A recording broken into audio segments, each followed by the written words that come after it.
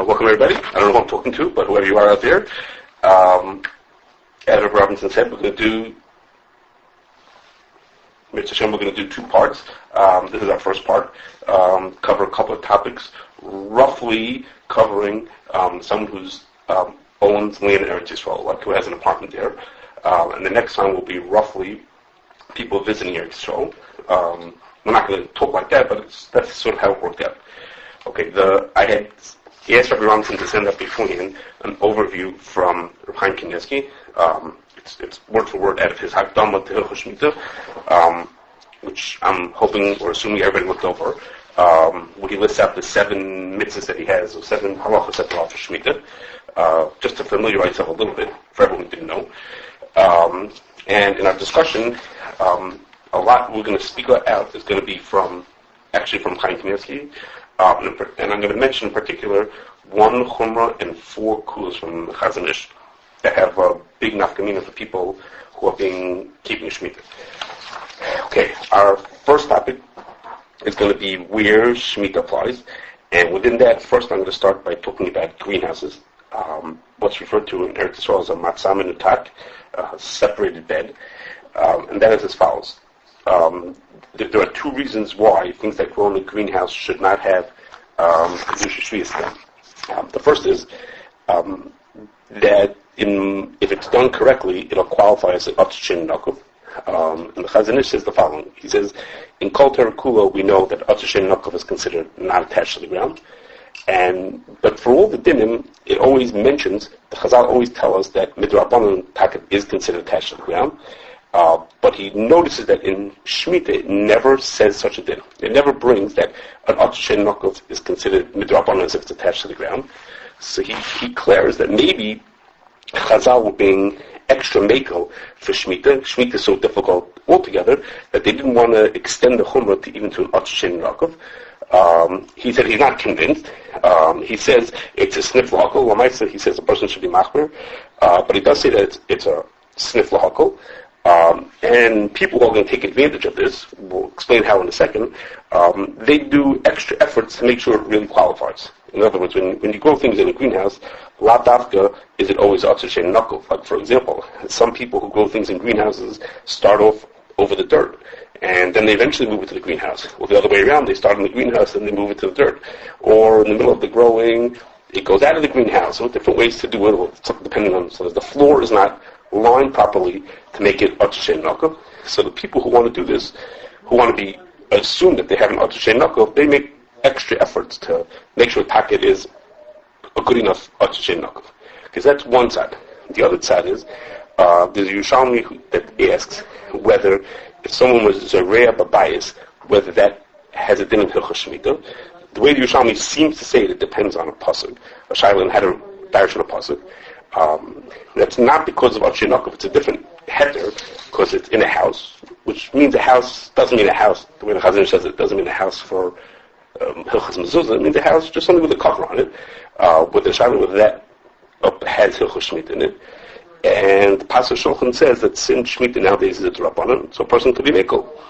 In which case, anything growing in the greenhouse is automatically going to be out of the din of Shemitah, and Rav Yosef takes it like that as is. The Pasuk Shulchan says it, it's a Safek Yerushalmi, so you don't even need it to be otzshin nakuf, just that it's Zereh Babayis. Once you grow something in a greenhouse, it's automatically excused from all of Hilchos Shemitah. The Chazon Ish, but is not so convinced. He says, the Yerushalmi is darshaning it seemingly from a pasuk. So maybe the Yerushalmi is only talking about it from a deraisa level, but Kenzain that from a drabanan level it's still aser. He's not sure. He says you shouldn't be mocha from those who are mekel, but he's not sure that it's really a person could really the din is that it's mutter. He's not convinced. But so if we would stop right here, we would have 2 reasonable possibilities as to why it should be mutter. So far we would be on reasonable ground to be mekel. The problem is that there's a Chazon Ish, a different Chazon Ish, who said, when I said I was going to say a chumrah from the Chazon Ish, this is his chumrah. And he says like this: when Yerushalmi says that Zereh Babayis is not considered to be, not in the dinim of Shemitah, that's only if when you do that it's detrimental to the plant growing. But if the person was Zereh Babayis in a way that's equal or better for the plant, then that kula of Zerei Babayis doesn't apply. The simple, although many understand that to mean is that if I grow something in a greenhouse, well, then it's not detrimental.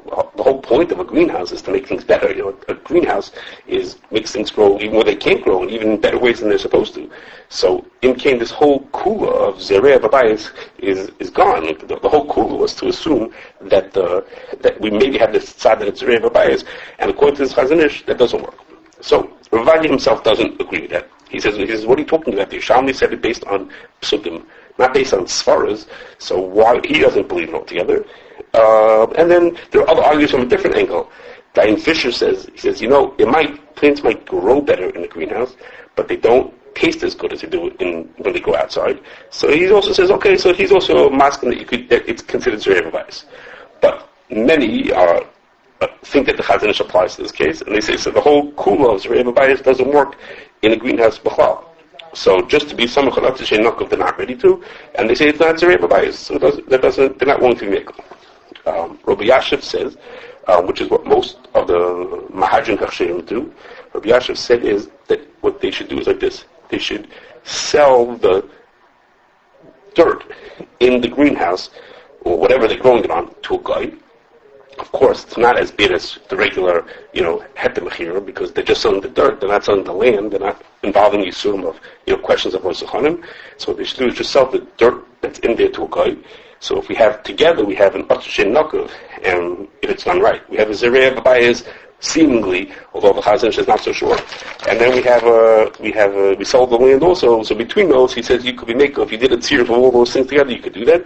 And that's what a lot of Mahajin Hashem do, and they call it. I'll say on the package that it's from a Matzah Munutag. And they're being samich. Most of them are doing what Rabbi Yashiv says, and they're being makel. If they did all those things together. So again, there were those who are even more makel. Now there's one who's more machmer, which is Rav Vosner says, it's very nice that this is all true. Maskin, this is all, and Din, this is all true.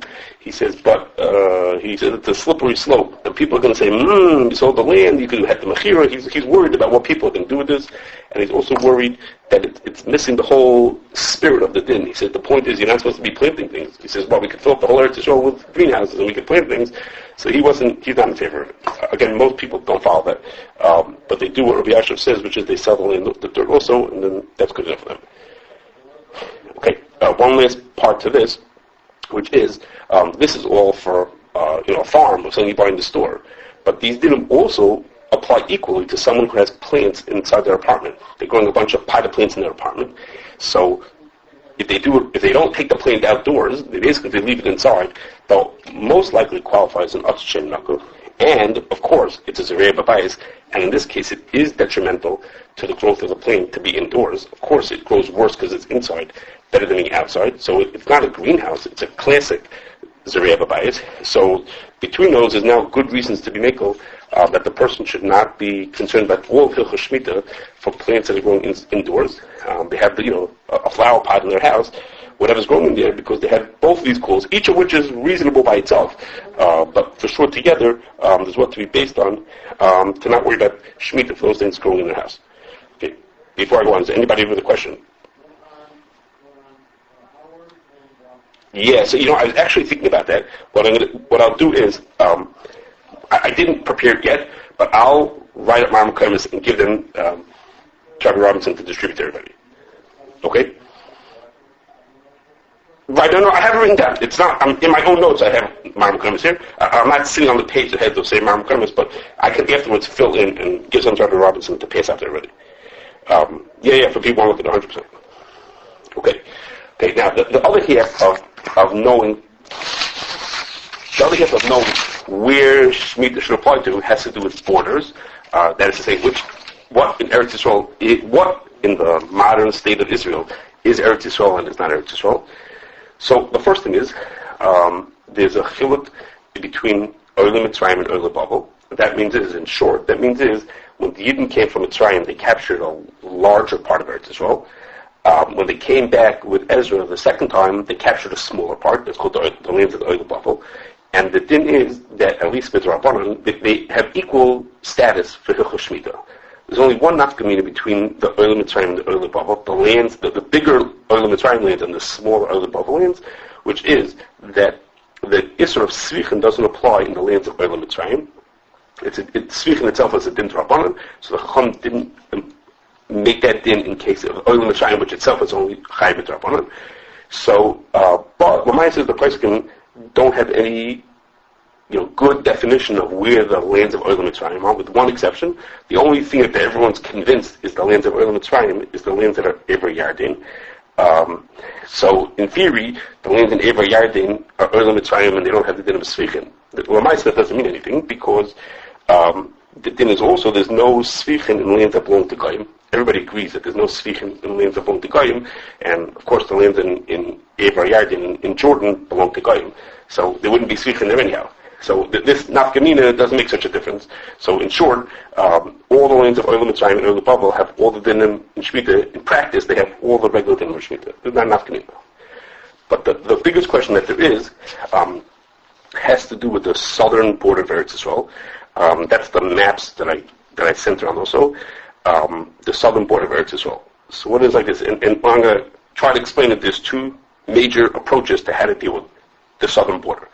I'm not doing the fine details, just but in the bigger picture, and that's as follows.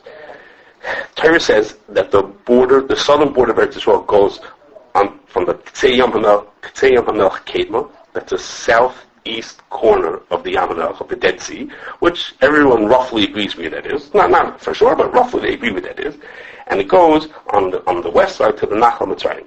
And the word Nachal, a Nachal means a body of water that dries up when there's no rain. It's fed by rainwater, which in Arabic that's called a wadi. That's the same thing. A wadi and a nachal are the same thing. And most people accept, Rav Sadi Goyen says that Nachal Mitzrayim means Wadi El Arish. Wadi is a definition, like the word Nachal, and El Arish is the name of a city along the border of the Mediterranean. So the wadi that runs over there is considered Nachal Mitzrayim. So if you look at the map, the left map, the one from Mishnah Series, you can see those two sides, the K'tzei Yam HaMelech Kedma on the right side, and the Wadi, the El Arish, I don't know if you can read the little words, El Arish on the left side, there's a Wadi over there, and those are the two extremes of the border, the eastern and the western side of the border. So then came along Poskim, starting from a few hundred years ago, from Kafta Farach, and afterwards Admas Kodesh and Tfus Haaretz, who try to figure out what are the spaces in between. What's in between? The Torah gives a few names of other places in between K'tzei Yam HaMelech Kedma and the Nachal Mitzrayim. So they try to define what those are, and Palchos Yosha, they agree as to what they are. I don't mean exactly, as you see in the left map, the lines are not exactly equal, but give or take, they roughly agree as to where they are. Most of those places can come from different angles, and they use a lot of information from Arabs, what they call names. They use it from descriptions based on what the ground looks like, and what the topography looks like. And Reb Chaim Kanievsky has a very similar conclusion, but he comes from a completely different place. His rayas to where the borders are completely from Chazal, if you could use the word more pure, of how he decides where the borders are, all over the place from rayas. And again, he basically agrees with what they say also. Again, not exactly to the inch, but give or take, he agrees with what they say. So Reb Chaim Kanievsky showed his map to Rabbi Yashiv, his father-in-law, who wrote back to him, I'll read the way he says, Amnam hadvarim b'nuyim u'miyusavim al-mukaris nemanim, ba'avli yushamu tesefta rishonim v'achronim. He says, Mamish, your rayas are coming from classic sources, no rayas from Arabs or from archaeological evidence, none of that kind of stuff, all straight from Chazal. He says, even so, I'm not convinced. You never know. We won't know this until Mashiach comes. We're never going to be sure what it is. So what there is, what does he say? So what does he say? What should you do as the border? What should be the southern border? So the first approach is what I said to you from everyone until now, which was they basically go from Nachal Mitzrayim till the K'tzei Yam HaMelech, and they basically agree on what that is. The other approach says it should go from the 30th line of longitude. What's that? What kind of 30th line of longitude? That comes from a Rambam in Hilchos Kiddush HaChodesh. The Rambam in Hilchos Kiddush HaChodesh is giving a description of Eretz Yisrael really has nothing to do with borders. He's talking about being Kashrus Chodesh and how the Edom are going to know where, when they describe where they saw the moon in this place. And he says, like if they would come from the edges of Eretz Yisrael, from the 30th line longitude to the 35th line, then that would be what he wants for Hilchos Kiddush HaChodesh. So the Ram uses this term to describe the 30th line of longitude as being a border of Eretz Yisrael. In longitude, us and the people from 1,000 years ago agree. Latitudes are not exactly the same, but longitudes are roughly the same. So when he says 30th, they say it's 30th, and that's really convenient also because the Chazon Ish said that Eilat is out of Eretz Yisrael, and the area around Eilat is not part of Eretz Yisrael, and that's very convenient because the 30th line of longitude is right above Eilat. If you see in the right map on the right side, the 30th line of longitude comes to this line a little bit above Eilat.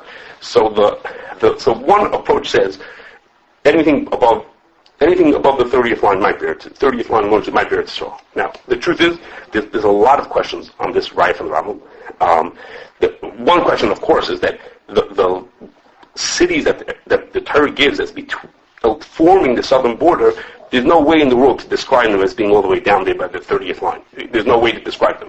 But also, even the Rambam itself, Kashrus is not giving a border of Eretz Yisrael. Reb Chaim Kanievsky himself, when he learns that Rambam in Hilchos Kiddush HaChodesh, says the Rambam really meant the 29th line, not the 30th. When he says it's lots of questions on that. But again, there are these two big approaches. Okay, and the difference between the 30th line of longitude and the top, where most people would agree with it, is shown in the right map. It's this whole orange area. It's called the Northern Arava. That's how it's described in Eretz Yisrael. It's about 40 miles of space of land that's up in debate. The people who take the more conservative approach say everything above the 30th degree of longitude is Eretz Yisrael, and below, and then all that is a suffix, and therefore you have to treat it with Kedusha Shvius. It has to have all the rules of Shvius to it.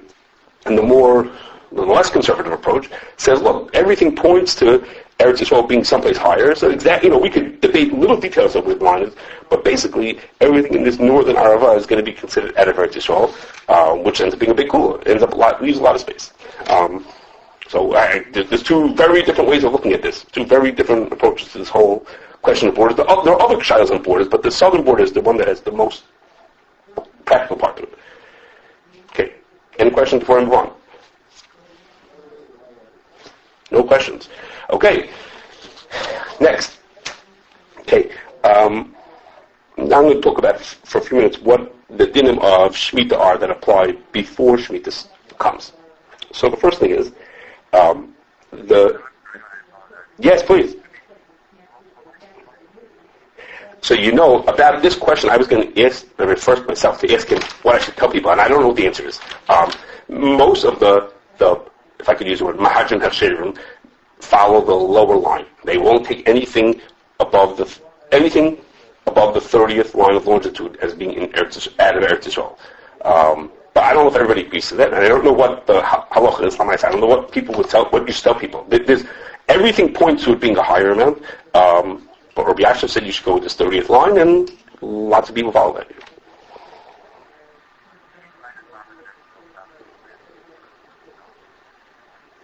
Below 30 degrees?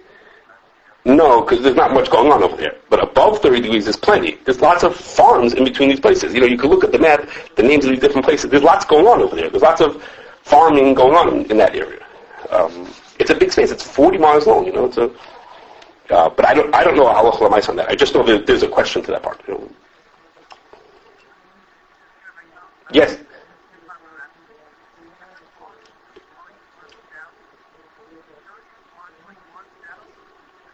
East-west. Okay, so maybe I have it backwards. I'm sorry then if I have it backwards. My impression was that longitude was east-west. Okay, if I have it backwards then I apologize. Okay. It's the east-west line. Call it what you want to. Okay. Okay. I'm going to go on now to things that you are or not allowed to do before Shemitah, which is another few days. There's a halacha Moshe Sinai that says that there's a din of Tosas Shvius, and says that there are that you're not allowed to plow a field before Shemitah, even though it's not Shemitah yet. They're already, even before Shemitah, you're not allowed to plow. It's that halacha Mashasina is called Eser Netiyas. And it's called Eser Netiyas because the halacha Mashasina really says that if a field has 10 saplings, Netiyas, that are growing in a certain size, in a certain area of land, then you are allowed to plow. Which is, of course, the implication is that otherwise you're not allowed to. So let's say that the Rambam says the halacha Mashasina is for 30 days before you're not allowed to do that. And, for Midrabanan, there are places even you can do it from Pesach, and maybe even from, and other places, and some places from Shavuos. So, but the Gemara says, the Bavli says, the Yerushalmi doesn't agree with this, but the Bavli says, which is what we paskin, that the halacha Mashasina of Eser Netiyas was said together with two other halacha Mashasinas. One of them is the din of Nisach Hamayim, and the Gemara says the only time you have the din of Eser Netiyas, we have the din of Tosfos Shvius, is when there's also a din of Nisach Hamayim, and when there's no Beis Hamikdash and you don't have the ability to do the mitzvah of Nisach Hamayim, then there's no din of Eser Netiyas either, so there's no Tosfos Shvius. So nowadays, now there's no Beis Hamikdash. We do not have a mitzvah. The halacha Mashasina of Tosfos Shvius does not apply. So we don't have Tosfos Shvius. What we do have is two other things. That is as follows. The first is like this. There's a din that you're not allowed to plant a fruit-bearing tree for 44 days before Shemitah. That is from the middle of Av until Shemitah. And that's because for Hilchos Arla, a tree that was planted during those 44 days would be considered as if it was planted during Shemitah. And therefore, in 2-3 years after Shemitah, when you're trying to figure out, are you allowed to eat these fruits, you're not allowed to eat them, when people make the cheshbon, how old this tree is, the implication is going to keep being that it was planted during Shemitah. So in order to, it's like it doesn't look right that this tree was here and it looks like it was planted in Shemitah. So therefore you're not allowed to plant trees for 44 days before, fruit-bearing trees for 44 days before, because fruit-bearing trees are going to have this issue that it'll look like they were planted during Shemitah, and it'll when you count the early years, it'll look like it was planted in Shemitah, and that won't look right. Okay, so that's very specific to people planting trees that have fruit to them. It doesn't apply to vegetables, and it doesn't apply to anything else. Only the things that have fruits to them. That everyone agrees to. So that. No. It's that when in 2 years from now, 3 years from now, when you want to eat the fruit, the people say, "Oh, I see, David, you planted your tree on Shemitah. What does that look like? It's going to look wrong because when we count the years, it's going to say, oh, this is from a Tafshin Ayin Hay tree. A Tafshin Ayin Hay tree. Hey, Tafshin Ayin Hay was Shemitah. How did you plant this tree on Shemitah? So it'll look wrong. Therefore, you're not allowed to plant it. So it's only for fruit-bearing trees where you're going to count early years. You don't count early for tomatoes. You don't count early for just pine trees that have no fruits in them. So it's not for fruit trees. Okay, but there's a Shiloh Nachronim whether there's an Isser to plant any kind of tree, or anything, I shouldn't say tree, anything at all, in the couple of days before Shemitah, and that is as follows. In Din, we say that it takes either 3 or 14 days for things to take root in the ground.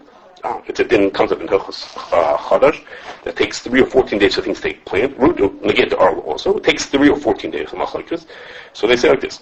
If there's a Clare, it starts with a Minchas Chinuch, that maybe the Isser on Shemitah is not a mitzvah specifically just for people to do malachas, but it's a mitzvah that I'm responsible to make sure that the land doesn't do malacha. The Torah says v'shavsa aretz. The Gemara says other mitzvah shvius sadei v'shvius. So a person's mechuyev to make sure that the land is resting. So usually that means don't do malacha on shvius. But if I do something right before Shemitah that makes the land, this thing take root on Shemitah, then I'm also not doing my responsibility. I was supposed to make sure the land rested, and I did something that went against that. So if I plant something on Erev Rosh Hashanah, then it's going to take root already in Shemitah. So then I'm making my land not rest. And the male, there are those who say you shouldn't plant either 3 days before or 14 days before Shemitah. You shouldn't plant anything because it will take root on Shemitah. So there's a number of Achronim who are machmer for this. The Chazon Ish says he doesn't understand it. He says, how can it be such a thing? He says, we're going to see in a second that midaraisa, you're allowed to water your grass. Midaraisa, you're allowed to water a plant. He says, so how could it be that there's an isser for a person to do malacha, to do things that will help the land not rest, then why am I allowed to water my grass? I shouldn't be allowed to do it. It makes things grow better. So he says the whole thing is not correct. And there's no such thing you could plant. So this is, I said I'll tell you 4 kulas. This is the first kula Chazanish. He says, Mamish, you can plant up to the last minute. Mamish, until next Wednesday, right before Shkia, you can keep on planting. So, Rosh Zalman talks about this also, and he says there's a lot of sveikas, there's lots of reasons why you shouldn't be machmer. He says what he thinks you should do is that at least for 3 days before Shemitah you shouldn't plant, because there's the lesser sheet that says it takes 3 days, and in that you could also say mix the same kukulai. So that means is in this year you can't plant on Tuesday, that's the 29th of Elul. You can't plant on Monday, it's the 28th, and did I say that right? No, Wednesday and Tuesday, and then on Monday, which is the 27th of Elul, you have to stop a few minutes before Shkia, so you could say mitzvah same kukulai, that the plant had 3 days for it to take root, and then already you could be miko. Which is, I think, what is fairly common that people do. That they don't go all the way out to Chazanish, but they're not machmir more than the 3 days.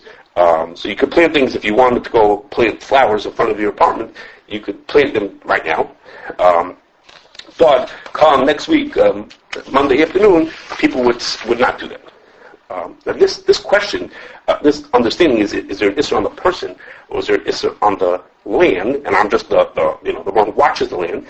Comes up with a few other nafkaminas. Not immediately practical, but other nafkaminas, which is one is, what happens if my apartment is in a building, and the building, there's 10 people in the building, and I'm the only one who cares about the din. So the other 9 people hire a gardener to take care of the property around the building, and they're going to be doing all kinds of malachas on Shemitah. He's going to be planting and watering and all kinds of things he's going to be doing on Shemitah. So there's a shayla, my mechuyev to be machker my rights to the land around the building. Because if I'm responsible for the building, maybe I'm mechuyev to get up and, I can't stop them. I don't get 1 vote, but I can't stop them, but maybe I'm mechuyev to not keep ownership of the land. There are those who talk about that maybe I should do that. Since I can't stop them, and according to the Chazanish, it wouldn't be at all. No, the issue is for you to do it. You're not doing it. Someone else is doing it. You don't have to worry about that. There's also a negate to whether the issur of Amir al-Akim on Shemitah is a deraisa d'Rabbanan. Can't find according to this would be deraisa. And also it's negate, this is also not for most people, but if I would set a timer on Shemitah, let's say I set a timer to water my grass, and the timer is set now. Every morning from 8 to 9 in the morning, it waters the grass. So malacha on Shemitah, I'm not doing any malacha. I did it before Shemitah. But I did something that causes the land to not rez. So that would be totally in this question. Is there any issur to do something before Shemitah that would cause malacha to happen on Shemitah?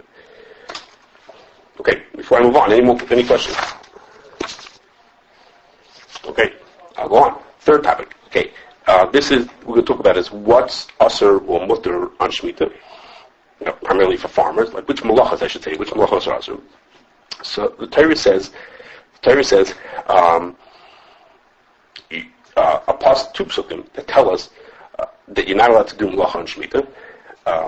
Sotcha l'sizra v'charmucha l'sizmar, and then it says esviach ketzirch l'sivtzar v'esinvein izrech l'sivtzar. So the Gemara asks a question. The Gemara says, why did the Torah say that? It seems of the 4 things that it mentioned, 2 of them are repetitive. When it said you shouldn't plant things in your field and you shouldn't prune. It's pruning seemingly is a tolda of planting.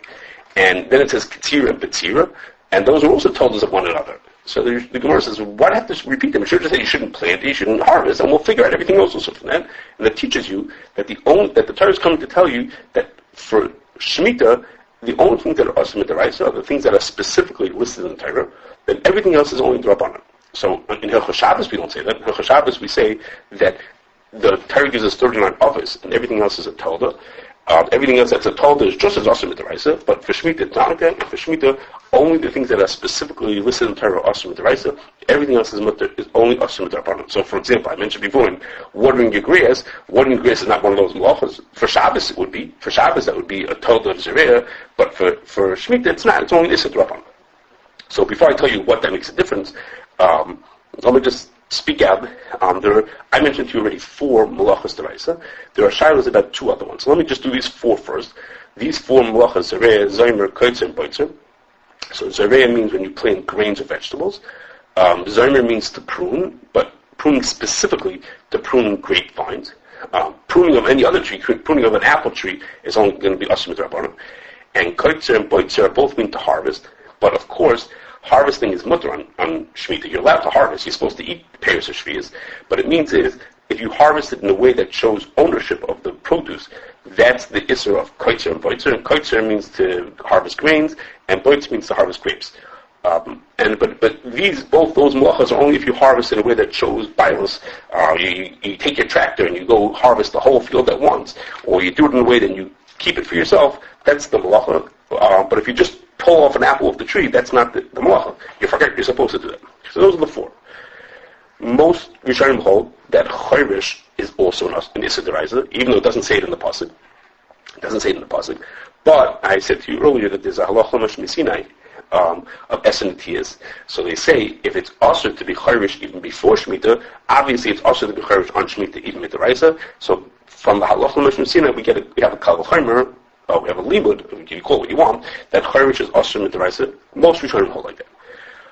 There is a machlokes Rishonim about neteah. Neteah in Lashon Kodesh means to plant trees. Zareh means to plant grains and vegetables. Neteah, it's a shayla if it's an issa d'oraisa. The Rash says it's an issa d'oraisa, and Rabbeinu Tam says it's only an issa d'rabbanan. There's a further machlokes what the Rambam holds like that. The Pasuk Shulchan says that the Rambam says it's a d'rabbanan, and the Chazon Ish says that the Rambam holds it's a d'oraisa. And then there's a compromise that Rav Kook and Rav Vazner give a compromise, and they want to say that planting seeds of a tree is d'oraisa, and planting saplings, like whole branches, that's the d'rabbanan. Okay. So like this, what's the nafkamina whether someone's going to issa d'oraisa d'rabbanan? I mean, of course, I think things are more kal if it's a d'rabbanan, but there's a much bigger nafkamina for Shemitah whether something is an issa d'oraisa d'rabbanan, and that is the Gemara says that when something is only asur d'rabbanan, and you're doing it for ukmi ilana, you're doing it to prevent the tree from being damaged, then the isurim d'rabbanan do not apply. So you're only not allowed to do things that are ivri ilana to make them grow even better. But if you want to prevent them from getting damaged, anything that's only asur d'rabbanan you're allowed to do. So the most common case, the Gemara talks about it all the time, is you could water your grass. You could water your field. It's a field that the plants will die if you don't water them. Then you're allowed to do it because you're just doing it to be ukmi lana, to keep the tree from dying. So you're allowed to water it, and you're allowed to do lots of other malachos. And we're not going to talk about the details, but a lot of the Chazon Ish's work for Shemitah was to help farmers figure out exactly what they're allowed to do to take care of their farms and all kinds of things that they're allowed to do, because they're considered to be ukmi lana. But there's one particular kula that the Chazon Ish says, this is my second kula from Chazon Ish, a big kula that he says, which is that if you read all the din, and most people's impression would be, is that ukmi ilana is to help trees. And the Chazon Ish says, ukmi ilana doesn't only mean to help the trees, it's also if you're doing something to help the fruit. So if I have an apple tree, and if I don't water it, the tree will be fine, but the apples will die, then the Chazon Ish says that's also considered ukmi ilan, and I'm allowed to do that. How come that it's not for the ilan? The tree doesn't need it. The fruit needs it. Chazon Ish says you're allowed to do it. Rav Kook is very against it. He says, I don't understand how it could be such a thing. He says, the fruit is hefker. What are you taking care of the fruit for? It's not even yours. Why do you think you should be allowed to? But the Chazon Ish says that you're allowed to do that. And it's a tremendous kula and a big help for farmers, because farmers who want to be Shemesh Shvias support themselves to a great extent using Oitzer Bezin. We'll talk about Oitzer Bezin next time, but in short, an Oitzer Bezin means that the produce is hefker, but the public, as say the Bezin, pays the farmer to harvest the fruit and bring it to market and package it, and they can pay him for all that. They can't pay him for the fruit itself, but they can pay him for all the things that, aside from the fruit itself, to get the fruit to market, and the farmer can make a good amount of money through being he's designated by the Bezdin to do all that work. So if the farmer can take care of his fruit, that they should look presentable and they should grow nicely, then Bezdin will hire him. But if my tree only grows one apple, the Bezdin's not going to hire me to harvest it. But if my tree grows 100 apples and they look presentable, they look good and edible, Bezdin will hire me, and I, the farmer, will make money pulling them off the tree and putting them into boxes and bringing them to town, and all that money Bezdin will pay me, and they're allowed to. They'll pay me for those things, so the farmers can support themselves by being part of the Oitzer Bezdin. That'll be really for next time, but this kula makes it viable. If you only have to do things that work for ukmi ilana, for the tree itself, then a lot of the fruit would be worthless, and they wouldn't make any money. But because they could do things even for the fruit, not just for the tree. They have a ability to participate in these otzebezes. Okay, and most people accept this as it is. Now, Rabbi Yashiv adds a little twist to it.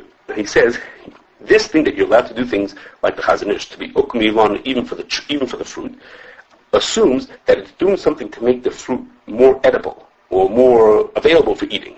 He says, but what happens if the farmer wants to do it because he wants to get the fruit to market on a certain day? Like, it's better to do it at a little later in the season, or early in the season. There's some reason why he wants that. He says, that's not for the fruit. That's for his business. He's not allowed to do that. He says, well, what happens if he wants to do it to make an esrog be more beautiful for the mitzvah? But from the edibility of the esrog, it doesn't make a difference. He says, you're not allowed to do that either. He says, you only have to do things that make the fruit more available for eating. But if you want to make your esrog look beautiful from mitzvah-wise, something that will only make it, for that you're not allowed to do it. Okay? And last about that is that the Chazon Ish says, since this is a kula, the fruit part of it, since it's a kula that you could do ukmi lana, so mainly you should minimize how much you do, and do whatever you can before Shemittah or right after Shemittah instead of on Shemittah. So, for example, if you have to prune trees to help the fruit grow better, and it's not a grape tree, it's only a Yisrat Rabbanan, so you're really allowed to do that on Shemittah also. But if you have a choice, you could prune it on Erev Rosh Hashanah instead of on the day after Rosh Hashanah, so you should do it before and to the extent that you can. Okay, so before closing on this, for regular people, this has a little nafkamina. This nafkamina between the rices and the Rabbanan. And that is, Chaim Kanievsky speaks about. If a person has an air conditioner in their apartment, and the water drips out of the back of their air conditioner, or they do sponge and the water pours out of their house onto an area where things grow, not on the sidewalk, on the mountain where grass is grown. So if you hold that davar she'ein miskaven is aser, then for Shemitah, then you wouldn't be allowed to do it. You're doing it Issur Rabbanan, not to help. It's not for ukmi lana, just I'm Issur Rabbanan. So in the Sefer, he says that it's aser. You're not allowed to do that. Rav Weiss said that he spoke to Rav Chaim Kanievsky and to Rabbi Yashiv, and both of them told him that the person doesn't really want to do it. He has no intentions for watering his grass. He's just running his air conditioner. He has no from watering grass. Then it's mutter, meaning davar she'ein miskaven is really mutter. Again, in the Sefer, in the Derech Hamunah, Rav Chaim Kanievsky says it's aser. But Rav Weiss says he spoke to them and they told him, no, if the guy really didn't mean it, he has no intention of growing grass better, he shouldn't worry about his sponger. Okay. And also is that I had mentioned before excuse me? Isn't it a psik ratio that it's going to grow? I don't remember offhand what Rav Weiss says about that. I don't think that he thinks it was an issue no matter what. I'm not sure. I can look it up again. I don't remember what he says about that. One last thing is that for Zomer, I mentioned the malacha of Zomer is to prune. The malacha of the rice is for grapes, and the malacha of the Rabbanan is for anything else. So the Chazon Ish said like this. He says, Zomer is different than all the other malachas. That all the other malachas have to do with like an outcome. If I put seeds into the ground, and the seed grows, then I plant it. That's the malacha of Zereh.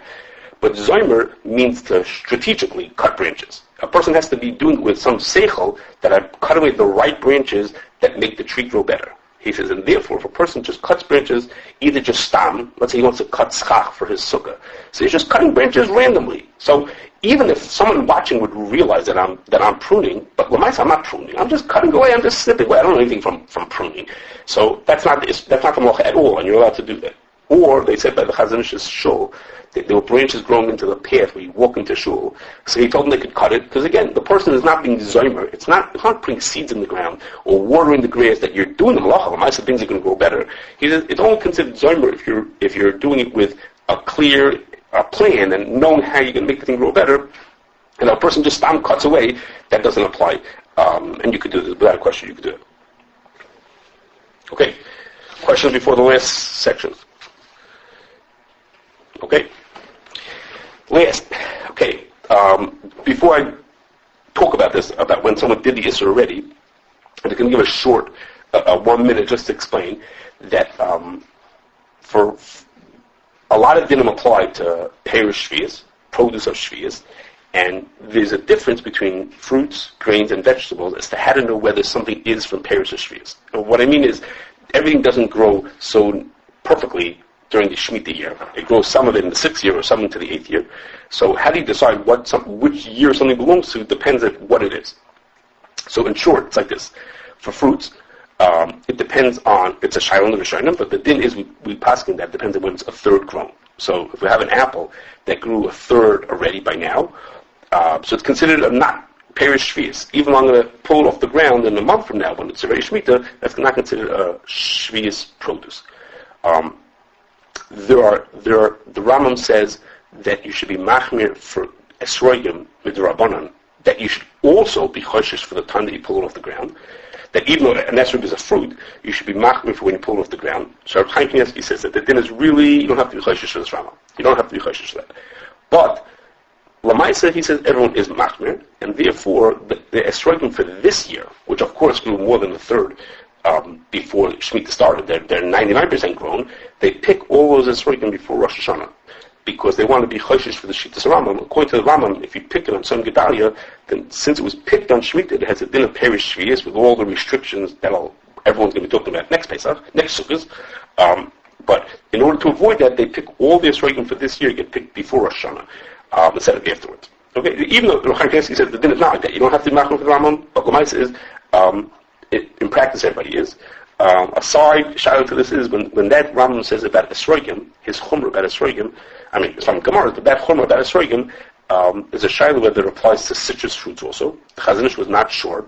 Is esrog just an example of a citrus fruit? Because most of the citrus fruits are very similar or not.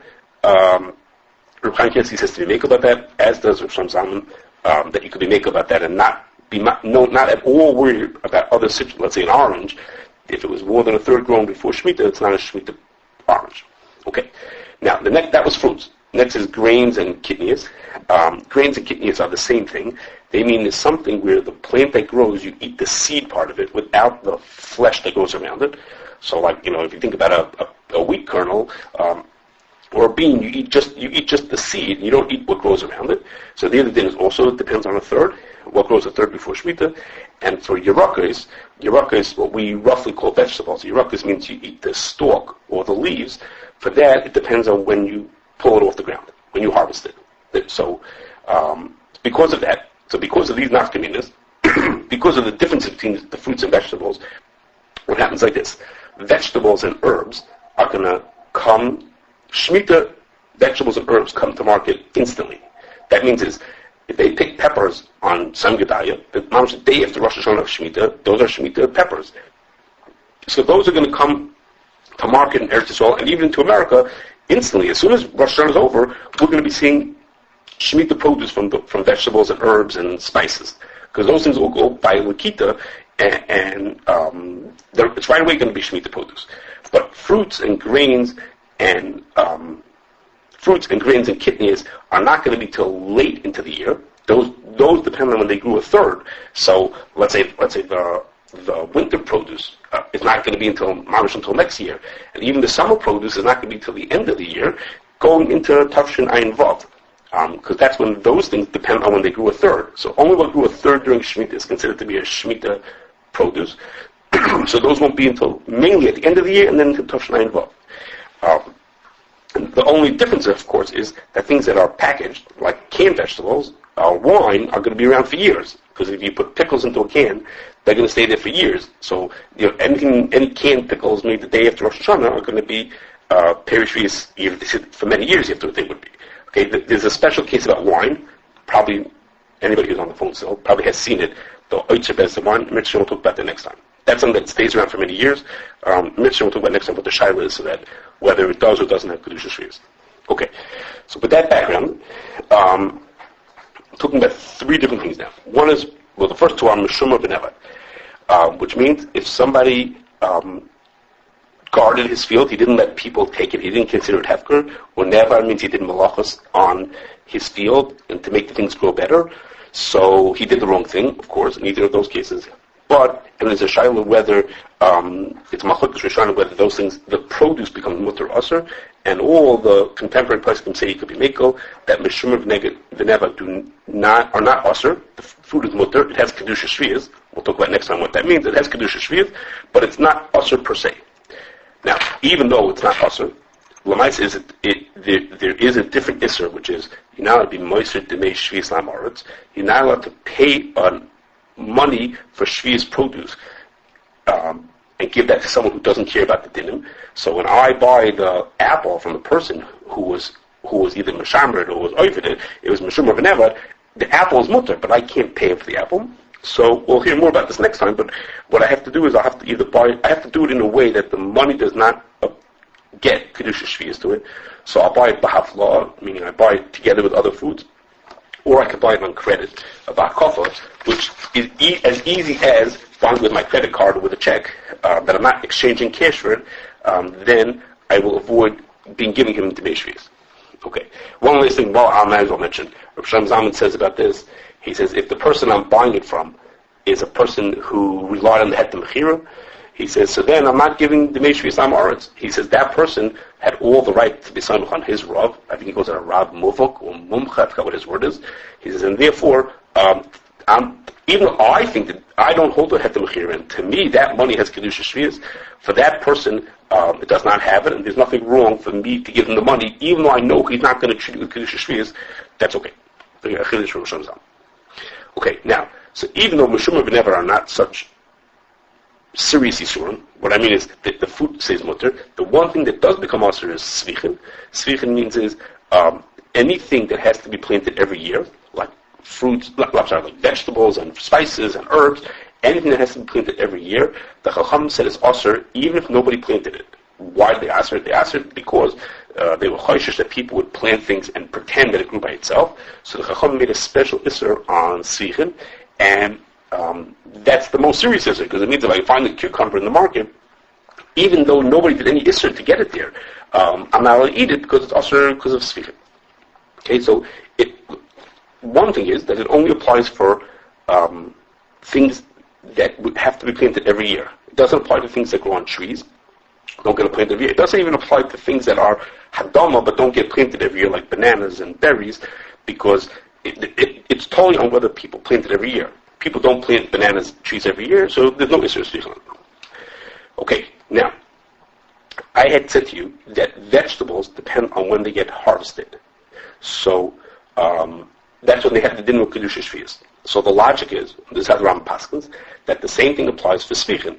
So if I harvest a cucumber on the day of Rosh Hashanah, it's going to be Svichin, because it has Kedusha Shvius, it was harvested on Shemittah, and so it should have the Isser Svichin on it also. That's what the Rambam says.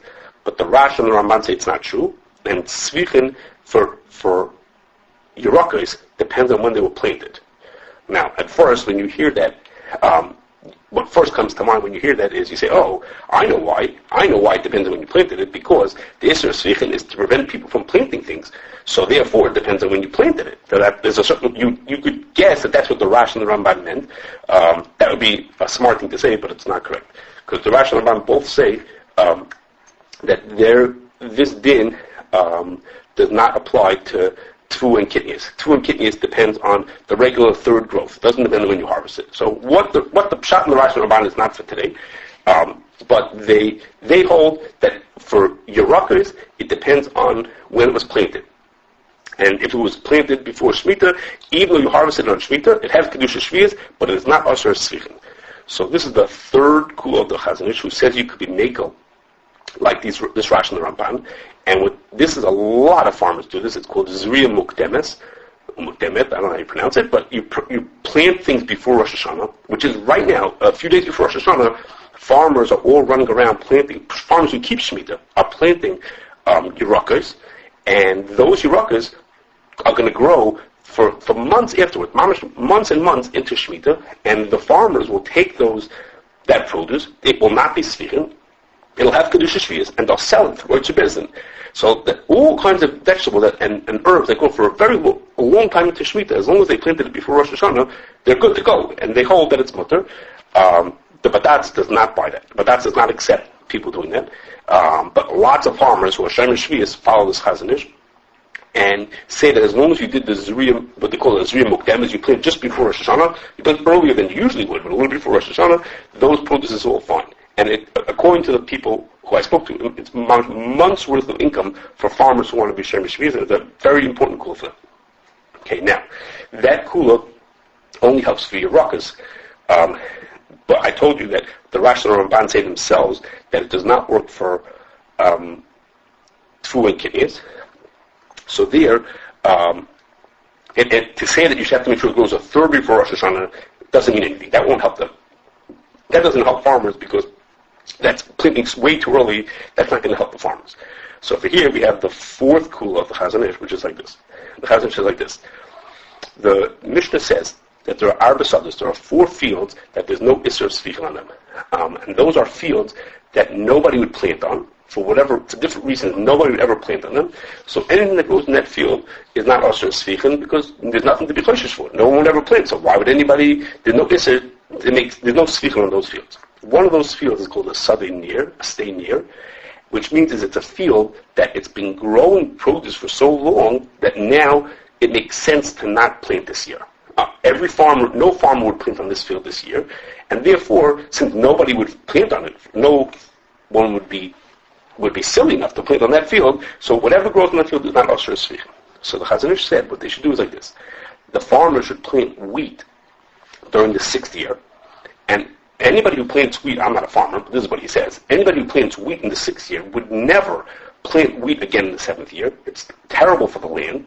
So he says, then what the farmer should do is, right before Shemittah, in the 7th year, he should plant wheat again. So even though he mamish planted it there, and you would think that if he planted it, he shows that he doesn't consider it to be a stain year. He says, no. From a farming perspective, it's a bad idea to plant it. Wheat right after wheat, and therefore that has the din of a stain year. The produce of that field is not considered tzricha. Now, of course, you have to plant it before Shemittah because you're not going to plant on Shemittah. But as long as you planted it before Shemittah, and even though the Rash and Ramban say that for tfu and kidneys, it has to go a third if you want to not be tzricha. But if you do this, it ends up being a stain year, and memela it has no din of tzricha on it. And farmers do this also. And they do this also. They plant wheat. So they had to think of this a year ago. They planted last winter. They planted wheat in their fields, and this year they plant wheat again, but they planted right before Shemitah. So not only could they plant Yerakis, that's more muslim that they could do that, but they plant even this. This is a bigger kula to plant wheat after wheat and consider that to be a stay near. And mainly it doesn't have a demonstration, and the produce is mutter again that they could sell through Oitze Bezdin or sell for animals and make some money of it. That's their goal, is to be able to support themselves during Shemitah. Okay, I'm just trying to say any more questions before we go. Okay, thank you for listening. Whoever's out there. Bye. Mirza Shem.